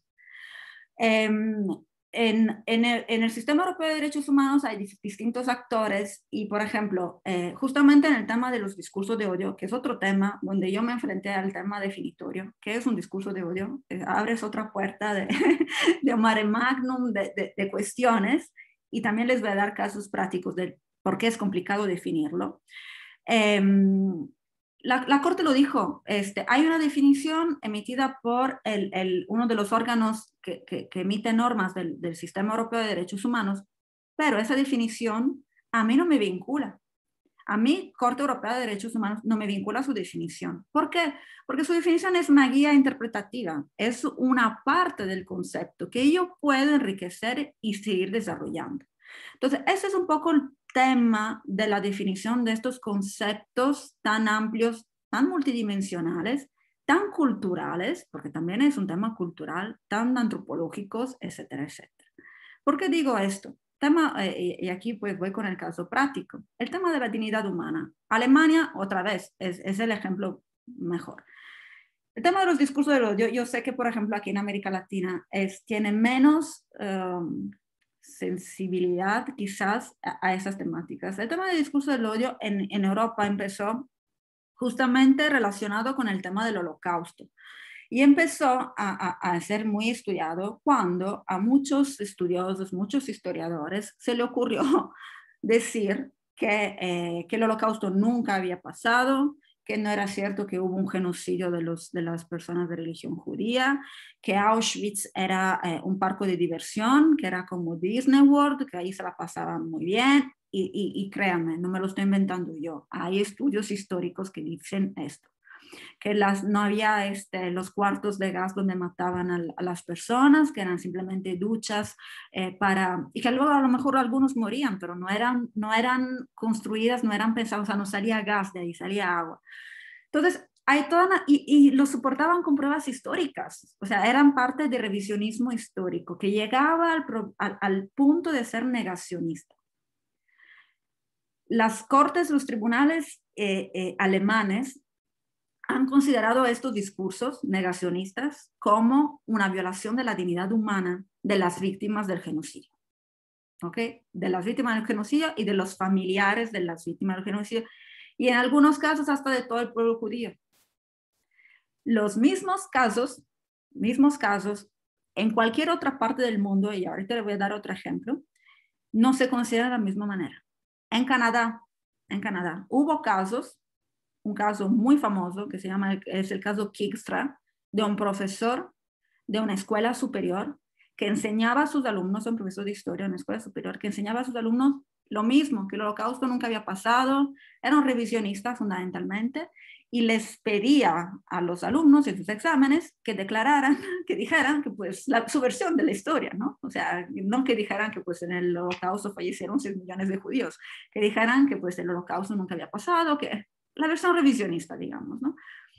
La Corte Suprema de Canadá dijo que esto, bueno, ahí había otro tema, pero pues realmente consideró que el negacionismo no es una forma de discurso de odio. Entonces, claro, en las declaraciones de Kijkstra luego había otros temas de discriminación racial, y eso sí, pues obviamente se considera, pero no considera el negacionismo del Holocausto como una forma de discurso de odio, y entonces no atenta a la dignidad humana. En Estados Unidos ni siquiera entra en juego la dignidad humana en este tipo de discursos, y Estados Unidos tiene una gran tradición de discurso de odio contra la minoría negra. Y allí, en ningún momento en el debate entró en discusión el concepto de dignidad humana. Siempre se ha manejado como el tema de libertad de expresión. Entonces, hay un caso también muy famoso de la Corte Suprema de unas personas que ponen unas cruces en llamas en un patio de una familia negra. Pues obviamente las cruces, ese tipo de símbolo, es del Ku Klux Klan. El Ku Klux Klan tiene una gran tradición de discriminación y de violencia contra la minoría negra, pero la Corte Suprema dijo, pues es una forma de discusión política, quieren entablar una discusión. Pues no, o sea, no quieren amenazar, es una forma de ataque a la dignidad humana, pero en ningún momento entró en el debate el concepto de dignidad humana. Entonces, a mí me parece que también tratar de definir, y es por eso que no quise llegar a una definición, porque cualquier definición que nosotros podamos dar de un concepto tan complejo, tan multidimensional, va a ser imprecisa y nos va a vincular, porque el día de mañana que llegue un caso que no estaba pensado, que no estaba en la cabeza de las personas que escribieron la definición, nos va a atar las manos. O sea, sí va a estar complicado resolverlo. Entonces, a mí me gusta mucho la actitud de la Corte Europea que dice, yo en mi actividad jurisprudencial voy a estar desarrollando estos tipos de conceptos. Entonces, y ese tipo de concepto obviamente depende, por eso le dije la importancia del contexto. Depende del contexto, depende de la cultura, depende del contexto normativo, constitucional, social, económico, político, dependen de muchos factores.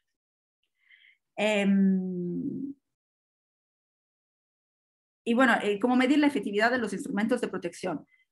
Aunque no reconozcan y eso yo creo que, por ejemplo, es una distinción europea, y qué bueno que me hacen la pregunta sobre México.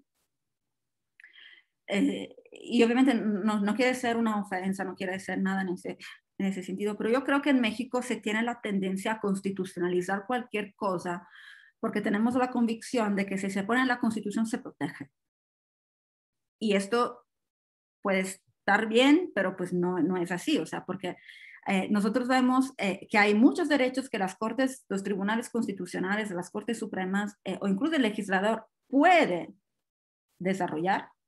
Y también sabemos que si hay muchas referencias en la Constitución y no se quiere proteger, no se protege. México es uno de los países con el más alto índice de impunidad. El tema con Liliana compartimos la pasión por el tema de género. El tema de género es evidente.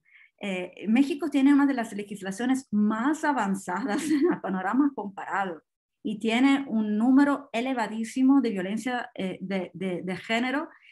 Tienen datos de impunidad por casos de feminicidio, de violencia contra las mujeres impresionantes y alarmantes. Entonces significa que si aunque definamos todo, que si aunque ponemos normas, que si aunque ponemos algo en la Constitución, no significa que ese derecho se proteja.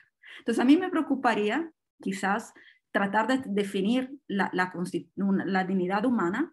Me gusta más ver cómo se ha interpretado, cómo se ha concebido, qué contenido le hemos dado. Y luego, si queremos medir la efectividad, pues habría que ver, por ejemplo, si los instrumentos internacionales están funcionando. Pero este es otro tema, porque el derecho internacional es tendencialmente un derecho débil, desafortunadamente. ¿Por qué? Porque es un sistema muy complicado. Piensen los tiempos, piensen a la justicia interamericana. Cuando se da justicia, cuando la Corte Interamericana llega a otorgar justicia, ya han pasado 10, 20, 30 años. No es una justicia inmediata, no es una justicia expedita.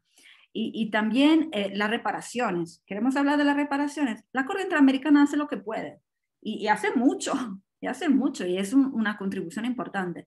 Pero puede de todas las medidas que puede dictar para proteger inclusive la dignidad humana, y que la disculpa pública, y que la construcción de un monumento, y que la obligación de investigar, y que las medidas de satisfacción, y que la medida de reparación, pero el Estado las tiene que cumplir. Y también los datos de incumplimiento de los estados son alarmantes, porque al Estado se le hace fácil pagar, si tiene que pagar, se le hace fácil hacer una disculpa pública, que no tiene mucho chiste realmente, pero tiene que investigar México es prácticamente no es de los peores, porque cumple con muchas medidas, pero todavía no ha podido cumplir con la obligación de investigar lo que pasó en Campo Algodonero. Y pasó hace más de 12 años. Bueno, la sentencia pues de hace más de 12 años. Entonces, es complicado medir, efectivamente, depende de cuál es la medición, el criterio de medición que nosotros adoptamos. Es decir, estos instrumentos internacionales, la Corte Penal Internacional, igual hace un gran trabajo. Las cortes, los tribunales ad hoc que se instituyeron para Ruanda y para ex Yugoslavia o para Sierra Leona, ¿y hicieron lo que tenían que hacer? Pues sí. ¿Condenaron muchos responsables? Sí. Habrá muchos otros que no, ¿no? Entonces, cuando estamos hablando de cosas como genocidio, o sea, sí reparar las víctimas, y creo que ese es el punto de garantizar la dignidad humana, todavía está muy complicado, y está muy complicado por el mecanismo a través del cual funcionan estos sistemas, pero me parece que obviamente tenemos que pensar en medidas que eviten la violación de la dignidad humana. Y es esta parte que me parece que no estamos trabajando todavía lo suficiente. Y en esta parte, por ejemplo, decir nada más, la dignidad humana es intangible, es inviolable, se tiene que respetar. Ok, ¿y tú, Estado, qué estás haciendo para respetarla, para evitar que se viole la dignidad humana? ¿Cuáles son las medidas preventivas más que posteriores, ¿no? Porque pues esto es en todos los casos, ¿no? Pues es mucho más fácil prevenir. A ver, teníamos un comercial en Italia, es más fácil prevenir que tratar después, ¿no? Era un comercial relacionado con un tema de dentistas y cosas así, ¿no? Pues una vez que tienes un problema un diente, pues el diente no te vuelve a crecer, y es mucho dinero que le tienes que invertir. Entonces, mejor prevenir que después pensar en mecanismos para la restauración de la dignidad que ha sido violada, ¿no? No sé si he contestado todas las preguntas. Lo intenté. Sí, gracias. Tenemos acá una participación, bueno, Dayan, una participación de Dayan, y también tenemos una pregunta de Abraham. Me voy a permitir leerla primero, Dayan, y ya te doy la voz a ti y a la doctora Magnolia. No, nomás quiero despedirme. Pues adelante y ya seguimos. De todos modos, sí. no nos queda mucho tiempo. Adelante, adelante. No, nomás quiero agradecer a la doctora Irena, por favor, su brillante exposición. Me encantó, debo de decir, porque también doy la materia de Derecho Constitucional y precisamente acabo de ver este tema con mis estudiantes, así es que qué bueno que quedó grabada para pasarla.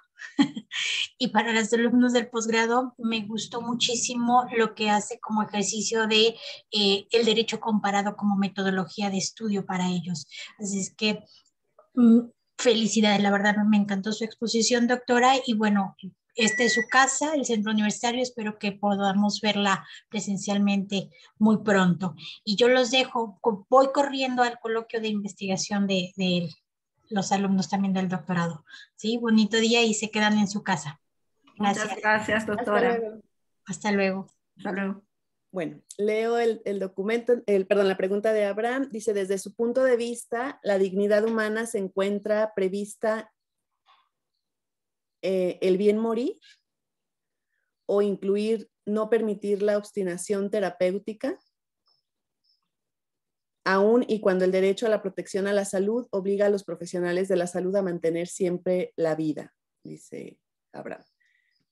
Bueno, espero haber sido más o menos clara con la lectura. Y Dayan, adelante para ir cerrando. Gracias. Por principio, felicitarles. Es una ponencia muy interesante. Yo en el tema de la maestría, yo traté el tema de la dignidad de las personas que son clasificadas como cadáveres no identificados, y precisamente era esta batalla de poder definir qué es la dignidad, ¿no? Entonces, en este sentido, y retomando el inicio de su exposición, creo que el caos de la dignidad inicia con el principio del reconocimiento de las personas como seres humanos, ¿no? Porque como usted bien lo decía, las personas no eran reconocidas como seres humanos, por lo tanto no tenían una dignidad, ¿no? no tenían esta parte.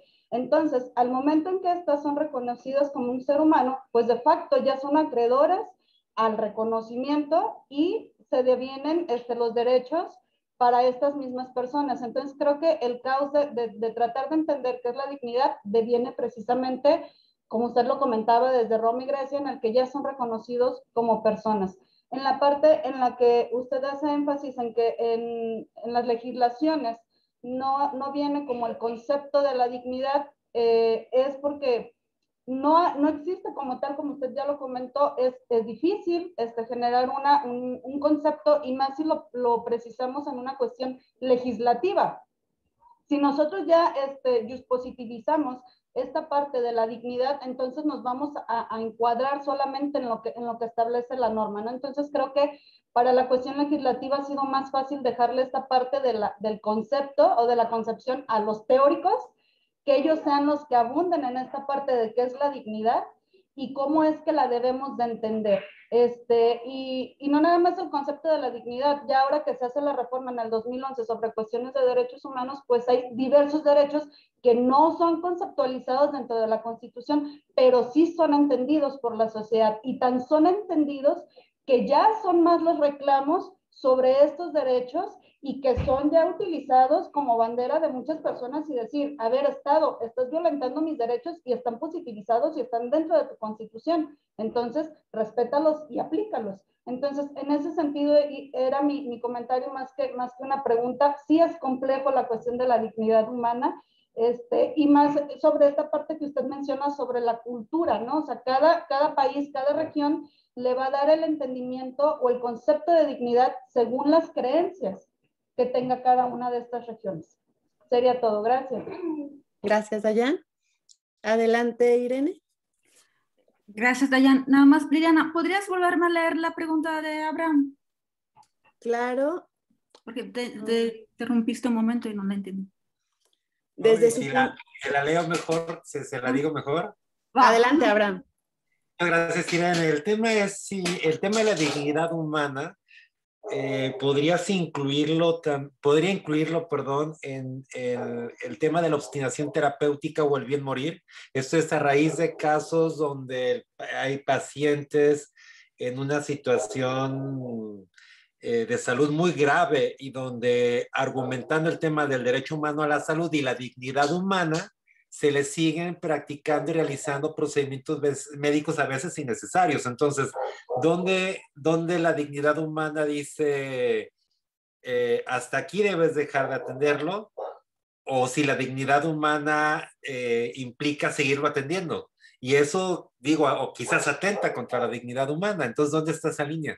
Gracias. Ok, pues muchas gracias a ambos por sus preguntas.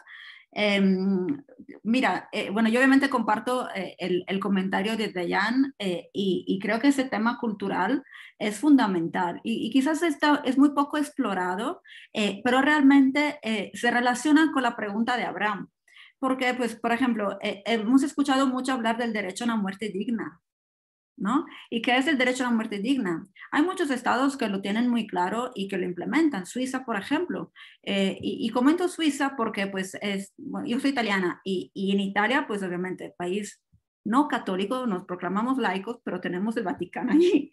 Y eso, pues, que nos guste o no, pues, ha influenciado mucho de las decisiones que se han tomado, especialmente en términos de derechos humanos, y especialmente en términos muy sensibles y muy polémicos. Por ejemplo, también el tema del matrimonio homosexual. Tenemos toda una serie de pasos normativos y jurisprudenciales muy interesantes. Nosotros tenemos una normativa constitucional que permite perfectamente, a nivel interpretativo, permitir el matrimonio entre parejas del mismo sexo, pero la Corte Constitucional dijo, a ver, no, yo no es el legislador. El legislador que hizo, pues adoptó una solución, pues nada más para permitir las relaciones de hecho, pero no un matrimonio. Y eso es cultural también, y eso es cultural también por el tema de que comentaba Abraham, del derecho a la muerte digna. En Italia te dejan enchufado hasta que aguantes. O sea, por eso muchas personas van a Suiza, justamente reclamando el derecho a la muerte digna, que no es algo que deba decidir el Estado, es algo que debe decir cada persona, yo creo. O sea, para mí, mi muerte digna, o sea, quizás eso también puede sonar un poco polémico, pero yo creo que cada uno de nosotros tiene la libertad de decidir cómo vivir y también debe de tener la libertad de decidir cómo morir.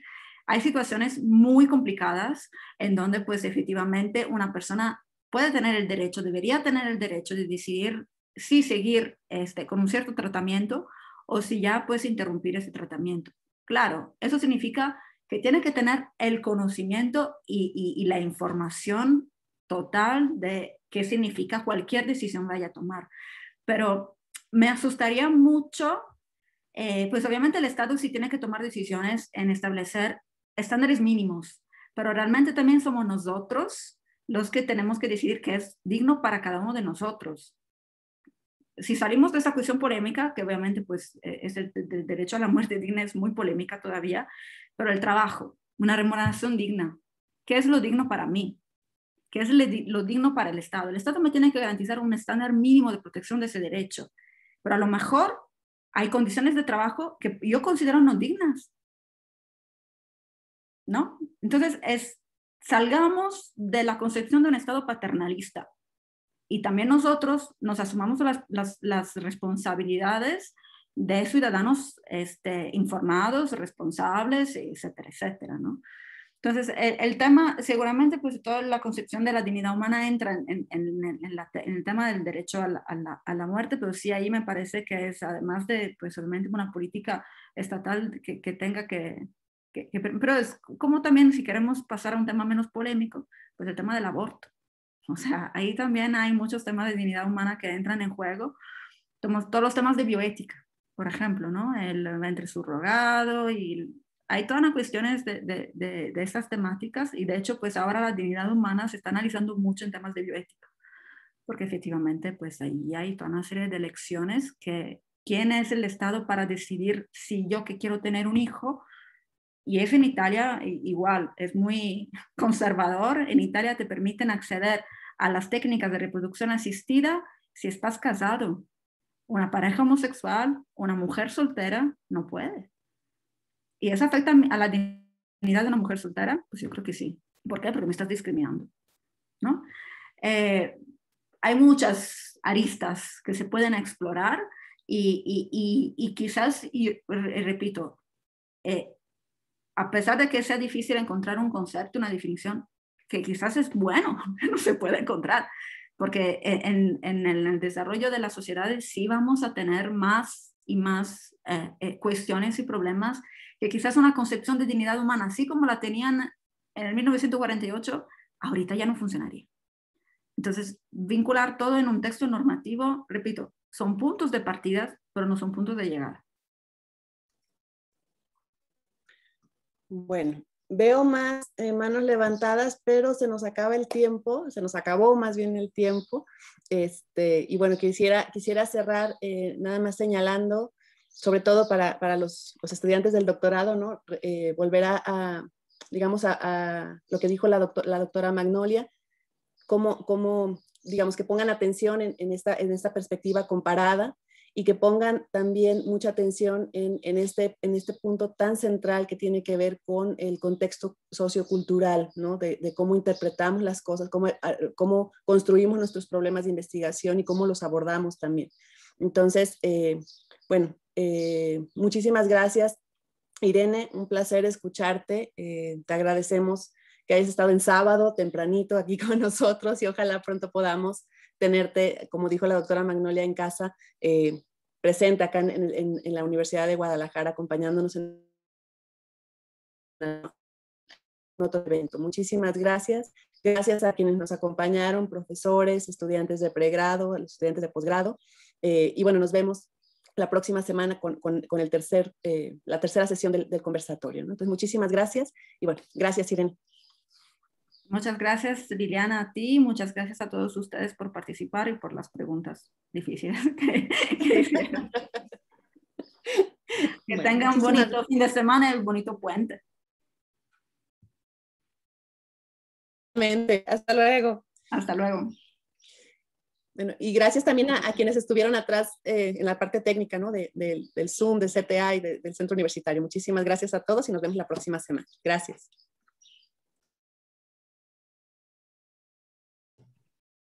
Muchas gracias, güey. Ya está, Comas. Te amo.